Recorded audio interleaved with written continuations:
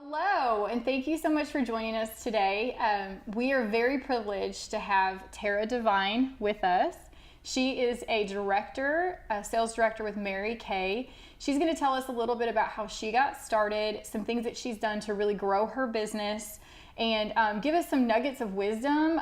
If you're out there and you're looking for a way to take your passion and change it into some business and really have a bold life, we're going to get some secret tips from Terah today. So thanks for being with us, Terah, of course. Thank you for having me here. You shared a little bit about your life and that you've been with Mary Kay for over 16 years. Is that right? Yeah, just under 16. It'll be 16 in January. So I am so curious. When I first, you told me that, I just want to know, how did you first get started? Basically, if you had a calling, or what was it that sort of drew you to it and your journey along the way? Well, there was no calling to it. It was totally random. Okay. Now there's a calling, but 16 years ago, I walked into an event with a girlfriend and I was a warm body to do her a favor. And that's usually how most of the time it happens. And she had promised me Mexican food if I went along, so I did. And we just ended up in this event, and I was very much a fish out of water. I was not a makeup girl.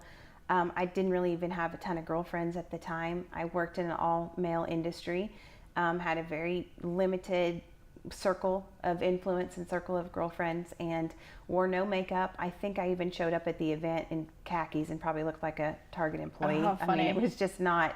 It wasn't my thing at all. I was very uncomfortable in the actual event because of how much there was just loud music and a lot of hugging and a lot of very dressed up women, and I felt very out of place.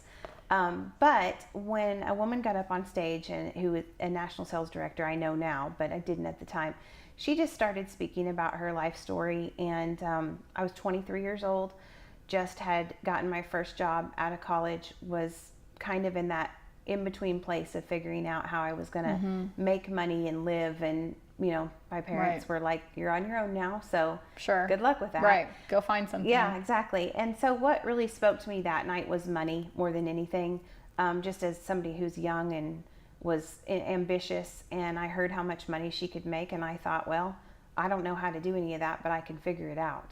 Right. And I just looked at the little gal who brought me and said, I think I want to do this. And when she picked herself up off the floor, I signed my beauty agreement. So I'm guessing there's a lot of really positive energy. Yes. Yeah. And probably some very successful business women in that room. Yes. And so do you feel like you just kind of jumped on that positivity and that energy? And I feel like I was drawn to whatever's going on in here, I want to be a part of. Right. And I think nowadays in 2017, we call that FOMO, but yeah, back 16 years ago, there was no name for it, but I just knew that whatever was happening here, it was exciting and fun, and I just felt really drawn to it. How much time and effort do you think you put in to get to that point that fast? In Mary Kay, we consider full-time 15 hours. Okay. And so I had a full-time job, and I was working in information technology as a business systems analyst, and I was a government consultant at the time. So that was, a huge part of my day. There wasn't time to work this outside of, I had to work it in the evenings or on weekends.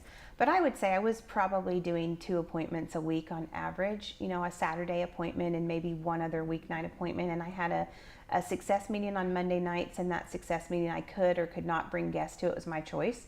And of course, when we would meet, we would have the opportunity to use that as a place where we could also facial or do a skincare class and get trained at the same time. And at the time, at 23, I was single and, living on my own. And so I had a little bit more flexibility. But when I reflect back on that time to where I am now with 2 children and a husband who travels all the time, it's really not that much different. I just work it differently. But the time commitment is about the same.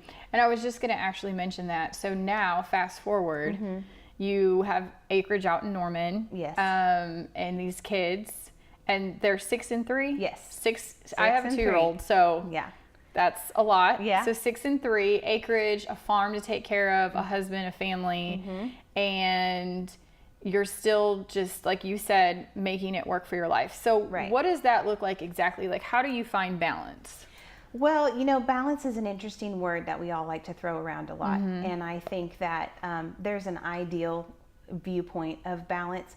In our home, balance is if everyone's happy. But balance flows differently for different times of the year based on what my husband and I both do. And we both work in a commission-based industry. Yeah. And then, so our paychecks fluctuate, and we also have goals during the year that we're both trying to hit. We have a schedule that we stick to throughout the week, and that works really good for us. And sometimes, it's frozen pizza, and sometimes it's pork chops. But right. As long as I'm spending time with my children, then we have balance. Right. And that's what matters. That's cool. So along the way, did you ever feel like there was maybe a slowdown for you, or did you ever hit a hump or a plateau, or feel like questioning your decision, or, was there ever a time you wanted to throw it all in the towel and quit? Well, I'm glad that you asked me that, because that is actually my story. So 16-ish years ago, when I became a sales director at such a young age, and I don't know, you can probably relate to this, but at 23, you can't really be told a lot. Yeah. And your teachability is quite different than it is where Sure. we are now as mothers and wives, and we've gone through a lot of stuff. So I really did think I knew how to do it all, and it was a little bit more difficult then than it is now, because I was going to do it differently. Right. So what ended up happening is I grew fast, and I didn't have a lot of great direction at the time, which has made me be a better director, because I didn't want that to happen to other people. But at 25, I had a lot of personal life stuff happen. At the time, I was only doing Mary Kay full time. I had left IT. Here I was, single girl with her dog, and all of a sudden my life was just turned upside down. And that was at age 25, and I really just didn't know how to deal. Right. And I didn't know how to handle that. I didn't have a lot of direction on how to handle that. And so what ended up happening to me is I just kind of went, I just don't know how to do this. And I'm scared, and I'm not able to work the way I need to work to pay my bills. And so I thought at that point in time, I needed a job. And I got a phone call out of the blue from the state auditor's office, and they said, we have a resume of yours that's a couple of years old, and we wanted to know if you're still interested in this job. So that just like dropped in your lap? Just out of nowhere. I remember I was standing at the staircase in my house when I got the phone call, and I took it, and I went straight back into the workforce. But it was at a very low salary, but it was working for the state, but it was consistent. And so at that point in time, I really just thought, I guess I just need to go back to work. And I had made a choice to resign from my sales director position, and made a choice to return my vehicle, because I didn't want to maintain those things. I just didn't feel like I was in a position of leadership to do it well.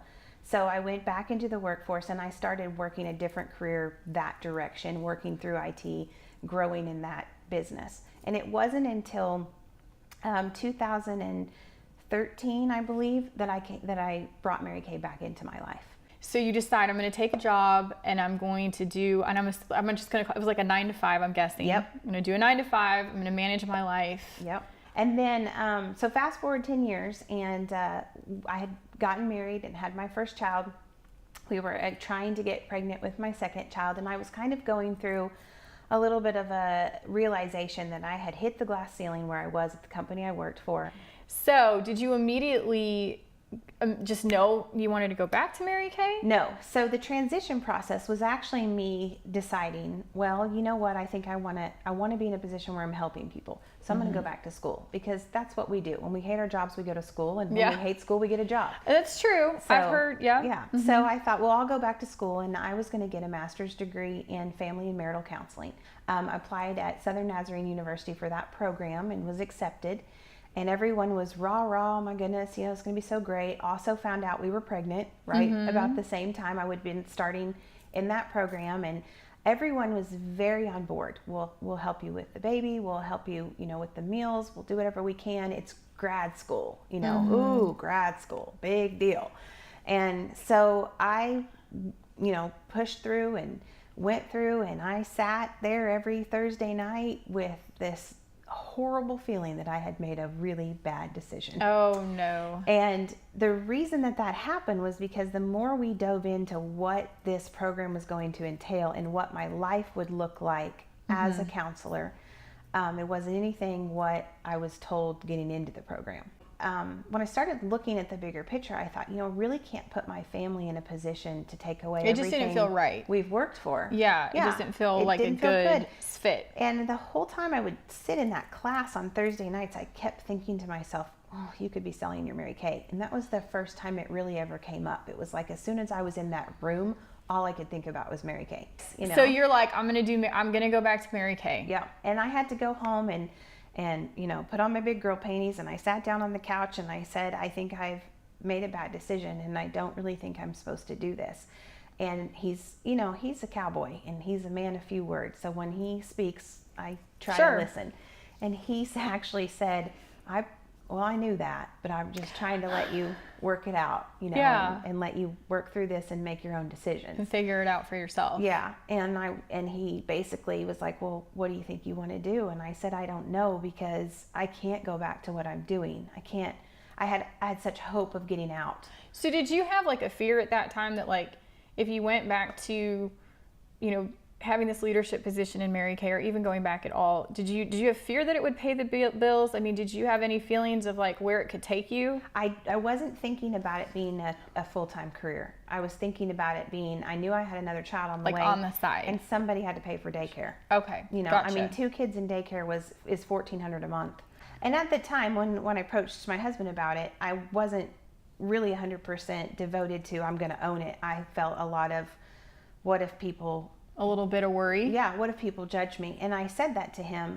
He's actually the whole reason this has happened, because for all these years he'd never seen me be in my Mary Kay business. Mm-hmm. He'd seen me get invited to an event, or right, because he didn't know you at the beginning. Right, yeah. And so he'd seen me dabble here and there, maybe touch on it, or maybe attend an event randomly when I just felt like I needed a little, positive push. Right, but not working it. And so that night when we sat there and visited, and he said, what are you going to do? And I didn't bring it up. He actually said, I don't understand why you don't work your Mary Kay business. And I just fell over, because I was like, that's all I've been able to think about. And so I called my grad school program the next day in the parking lot of my job, and I told him that I wasn't coming back.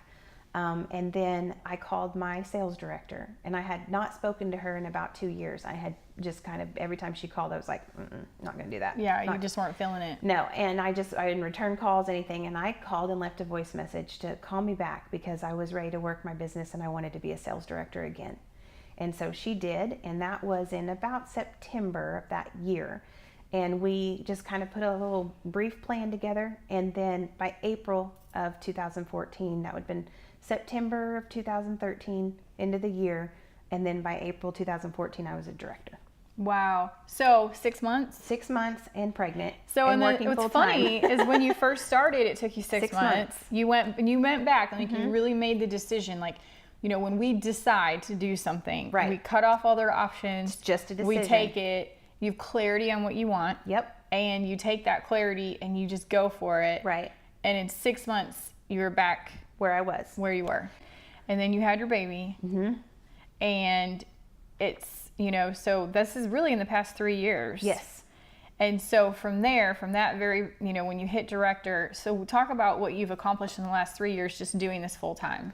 Well, outside of the very first car that we earned, we've earned 3 since then, because that first car was in the early 20s, that first one that we did. Mm-hmm. So in that time period, since she's been born, in that 3 years, we've earned 3 more vehicles. We've hit what's considered a unit club, which is one of the highest accomplishments you can do within your Mary Kay business. It means that our unit sold over 300,000 of Mary Kay in 1 year's time, which is a really great accomplishment.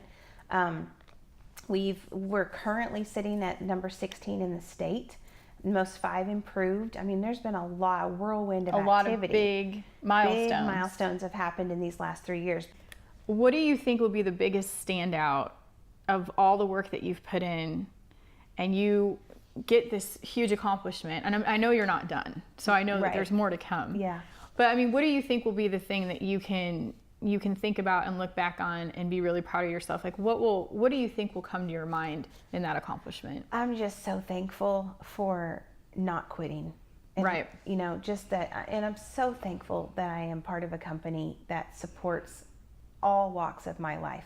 I mean, corporate calling me right after I had a baby, and corporate calling me when my dad had open heart surgery, and working through those times with me, to be able to lean on the support of a company that believes in God, family, career, in that order. I'm just so thankful that in that 10-year gap of not doing anything other than personal use, I didn't quit. You didn't quit. I didn't walk away. Right. I kept it around in a small amount, but I've just never quit. It was always there for you.